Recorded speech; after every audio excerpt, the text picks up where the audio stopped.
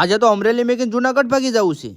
તો સ્વાગત છે તમારું મારા મોર મિલોગમાં. સવાર વાગી જશે 9:30. ખરા તડકાની ગાડી ધક્કા નો મરાવે એટલે આવી જાય ગાડીનું પેટ્રોલ પુરાવા. અને દાદાને કીધું આખી ગયો 10 રૂપિયાનું. એમાં દાદા કે 10 રૂપિયાના પેટ્રોલ પુરાવા ઓછો ઘેરે રહેતા હો.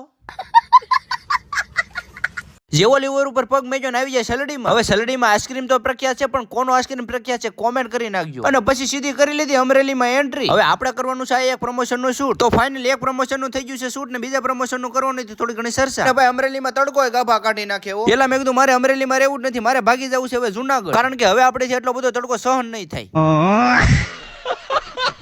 એમાં મિલનભાઈ કે એમનામ થોડું જુનાગઢ જવાય, થોડું ઘણું પેટ કરી નાખ ઠંડુ ને પછી જુનાગઢ જા. એલા મેં કીધું હું તો મસ્તી કરતો તો, મારે ક્યાંય જુનાગઢ નથી જવું, હું અમરેલીમાં રેડી છું. પણ એલા ભાઈ અમે તો અધવૈસે સકાભાઈ ની ભેળ ભાળી ગયા. મેં કીધું એલા ઉભી રાખ, ફૂલ ભૂખ લાગી છે. મને કઈ ઉભી રાખવાની થતી જ નથી. હવે તું જુનાગઢ જઈને મફત નું જ ખાજે. ત્યાં તો ગાડી લઈ લીધી બસ ડેપોએ. જેવું મને પાણી પીવડાવ્યો તો 25 બોટલ ઠપકારી ગયો. પરાણે મારી ઘરવાળીના હામ દઈને મને કે આજ તો તને કે જુનાગઢ વાળી બસમાં બેહાડી જ દેવો છે. ત્યાં તો વાત ઉડતી આવી કે આજ તો જુનાગઢ વાળી બસ બંધ છે.